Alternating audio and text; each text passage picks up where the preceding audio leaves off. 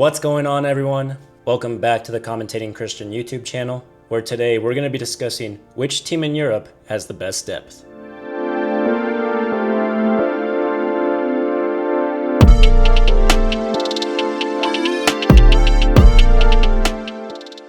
Now, in today's day and age, squad depth is an absolute must for Europe's top sides, as there seems to be more and more games added on every calendar year. Apart from more matches being added, fewer breaks being taken, and more summer competitions like the FIFA Club World Cup that we just saw this past summer being implemented into the schedule. Take into consideration that for most top clubs and top players, they have to play the domestic league, the domestic cup, the domestic super cup, and then also venture into a European competition such as the UEFA Champions League, Europa League, Conference League, etc. Apart from that, every single football fan absolutely hates when the international break rolls around into the calendar, but I have a feeling that players may seem to hate it more as they have to go off and compete in either international friendlies, qualifiers, Nations League if that's going on. And then not to mention most players look for a break over the summer, but it seems like there is an international tournament every single summer. Case in point, this upcoming summer, the 2026 World Cup is coming to the US, Canada, and Mexico. So because of this, many managers and teams have been slowly accumulating larger and larger squads over the course of time. Now take for example a player like Lautaro Martinez that plays for Inter de Milan and the Argentina national team, who has been one of Inter de Milan and Argentina's top players for quite some time now. I took a sample size of 5 seasons from the 2020-19/20 season up until current day for Lautaro Martinez. So in the past 5 seasons alone, Lautaro has averaged 3,633 minutes per season, which might be on the lower end compared to some other top players that we're going to discuss here in a minute. But for comparison, I compared the same amount of seasons in a similar time frame from Lautaro Martinez to a player like Gonzalo Higuain, was consistently competing in European competitions and international competitions with Argentina as well. Now I went back about 10 years just so we can compare and contrast the sample size of how many minutes and games a season a player currently plays versus what the difference was versus a player at the same top echelon of European and international football 10 years ago. So I took the sample size of Gonzalo Higuain from the 2009-2010 season all the way up until the 2014-2015 season. Now again, I feel like these were two very even players to compare and contrast because they played in Europeans' top sides. Gonzalo Higuain played for the likes of Napoli and Real Madrid during this period of time. So on average, Higuain was averaging about 17,952 minutes per season, or 32 games across an entire campaign.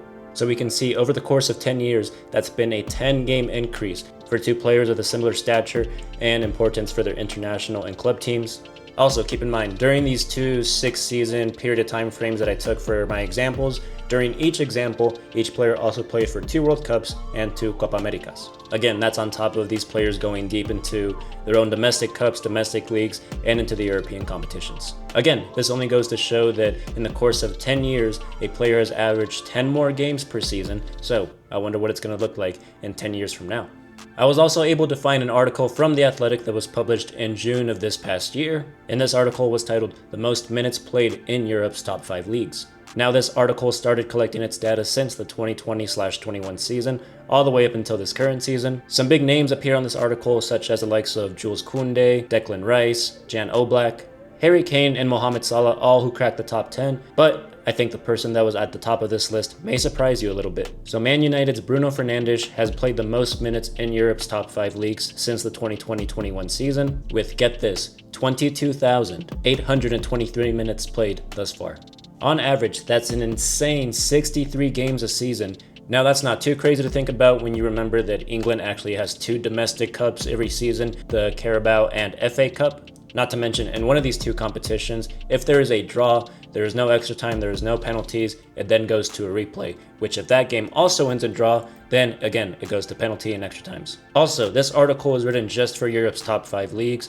Take into consideration the fact that Bruno Fernandes constantly plays for the top level of Portugal at the Nations League, the Euros, World Cup qualifiers, and even just international friendlies. Now, thankfully, Fernandes is going to get a bit of a break this season, with Man United obviously not qualifying for any European competitions. So in one sense, you can say that is a good thing for players like Fernandes that are constantly playing at the top level of the European game. But every single season, the argument does come back that these players are being overworked, they're playing too many games, we're adding too many games to the calendar, and that we need to look out for the players. So again, all of this just goes to show that in order to compete at the very top of European and international football, these teams have to be absolutely stacked with squad depth. So when it comes to most minutes or games played so far this season, the players mentioned in this top 10 article all come to mind, as well as the teams they play for. You know, the likes of Atletico de Madrid, Liverpool, Inter de Milan, and Manchester United are all great examples of teams that have to build up a deep squad in order to compete on all fronts. But I do believe there is a top tier when it comes to teams that have prioritized squad depth over the past 5 years. PSG, Real Madrid, Arsenal, Chelsea, Man City, Atletico de Madrid, Bayern Munich, Barcelona, just to name a few. So, together, for this video, we're going to analyze some of these teams and see how deep they truly are. Now, let's start with Real Madrid, who obviously has the most Champions Leagues in history with 15, and they are constantly making deep runs in their domestic cups, in their domestic leagues, and across Europe as well. This season, Xabi Alonso took over a pretty good squad from Carlo Ancelotti the season past, but has added his own emphasis and flair to it. Now, when fully fit, Real Madrid do line up like this. And then when the squad is completely rotated, it can also look like this. Not to mention players that have not been used on either one of these teams have been the likes of Raul Asensio, Gonzalo Garcia, and Fran Garcia. Now this is still a really strong squad and a really deep squad, but I would still say it's 2 or 3 steps behind the likes of Zinedine Zidane's Real Madrid B team that took over Europe in 2017. Now moving on to Real Madrid's rivals Barcelona. As a Barca fan myself, I gotta say their squad is not exactly the deepest. Now fully fit, Barcelona lineup like this, and fully rotated, their B team could look like this. Which, if you ask me, looks pretty grim. Now, Barca have what I like to call positional depth, where players like Rashford, Fermin Lopez, and Eric Garcia can fill in a variety of different roles, which makes up for the lack of man depth they may have on the bench. Now moving on to Spain's other big boys, which are Atletico de Madrid, a team that in my personal opinion I feel strengthened a lot this past summer. Now fully fit, Diego Simeone can deploy his team like this. And then fully rotated, Diego Simeone can also display this team. Now, I would say this B team in squad depth is definitely better than Barcelona's, but maybe just 1 or 2 steps behind Real Madrid's. Alright, moving on to France, where we're going to find the current European champions PSG that won the Champions League last season, in part thanks to a large, healthy, deep squad that Luis Enrique was able to deploy on a moment's notice. Obviously, Ligue 1 is not as strong or as competitive as some of other Europe's top leagues, but when fully fit, Luis Enrique can deploy his team lined up like this, which is the same exact starting 11 from the Champions League final last season, except for the goalkeeper. And then completely rotated, Enrique can also deploy this team. Now, still a great B team in my opinion. I would say on par, if not just a little bit better than Real Madrid's B team. So PSG definitely have a good, deep squad at their display. Now, just to touch on the best teams in Serie A, which I don't think, frankly, any of them have such a deep squad as the prior teams that we have mentioned, or will mention later in the video. Take, for example, Inter. Behind their starting strike partnership of Lautaro Martinez and Marcus Thuram is Esposito and Boni. Behind Juventus front 3 of Vlahovic, Conceição, and Yildiz are the likes of Jonathan David, Luis Openda, and Zegrova. Behind title defending side Napoli's front 3 of Lukaku, Politano, and David Neres are the likes of Rasmus Højlund, Noah Lang, and Lorenzo Luca. Now there's one thing having a deep squad, but having actual great depth sets the top teams in England, Spain, and France apart from those in the Serie A. So honorable mention to those teams, but again, just not cracking this list. Alright, moving on to Bayern Munich, who are easily one of, if not the best when it comes to depth in all of Europe. Fully fit, Vincent Kompany can deploy this team. And again, I know it's a huge blow not having Jamal Musiala up until next year, but take nothing away from the great front line that is still there. And fully rotated Bayern Munich can also line up like this. Now I know Rafael Guerreiro is playing a little bit out of position in this side, but thankfully Bayern Munich don't have to heavily rotate their squad too much, as the competition on the lower end of the Bundesliga is not up to par with those in England or Spain, for example. Now speaking of England, let's move over to England's defending champions Liverpool, where Arne Slot absolutely splashed the cash this past summer, as they spent nearly €500 million on players the likes of Ugo Ekitike, Florian Wirtz, and obviously star striker, the man that broke the British transfer fee record, Alexander Isak. Fully fit, Liverpool could line up like this, and then completely rotated can also deploy this team. Now I would say it's really strong, but maybe not up to par with the likes of PSG or Real Madrid, but definitely right behind them.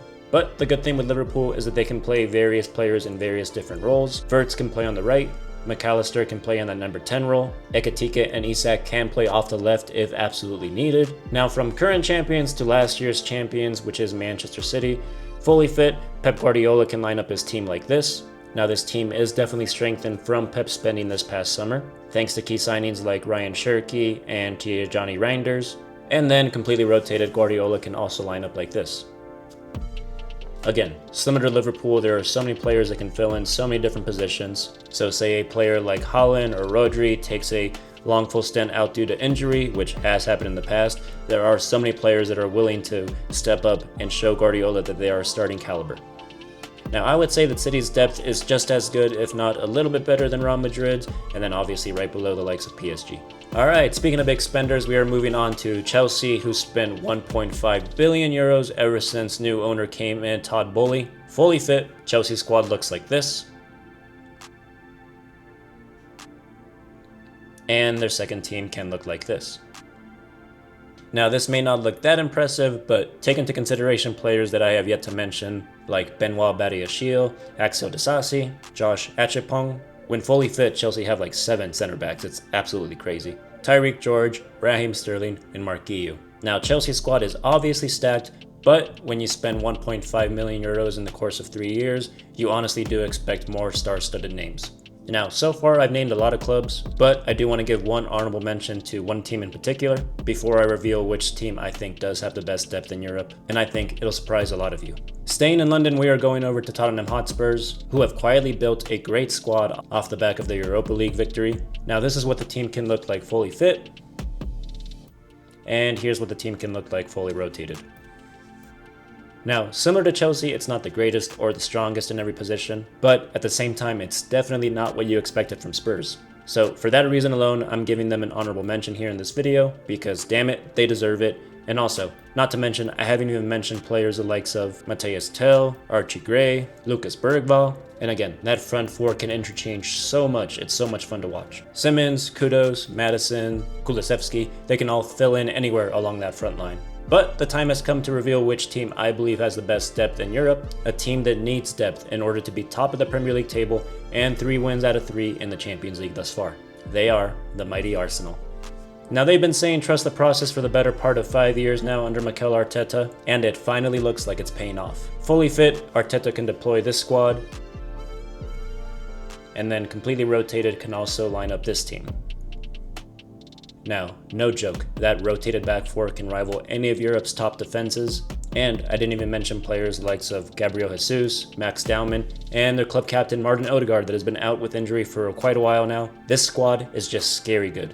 I think the form they currently find themselves in also gives them a great advantage in this list, because again, to be top of the Premier League, to go 3 wins for 3 in the Champions League, you need to have good depth in every single position, and Arsenal and Mikel Arteta have just that. Now for those of you that care, here is my top tier list for all the teams that I've mentioned in this video, but let me know what you guys think in the comments below. Do you agree with my list? Do you think there are some teams that were snubbed from this video and this topic? And what would your top list look like? Let me know in the comments below. As always guys, thank you for coming back to my YouTube channel. I'll definitely put out a shorter version of this video on YouTube Shorts, Instagram, and TikTok. Thank you so much for watching. Consider subscribing, liking, and commenting, and I'll see you in the next one. God bless.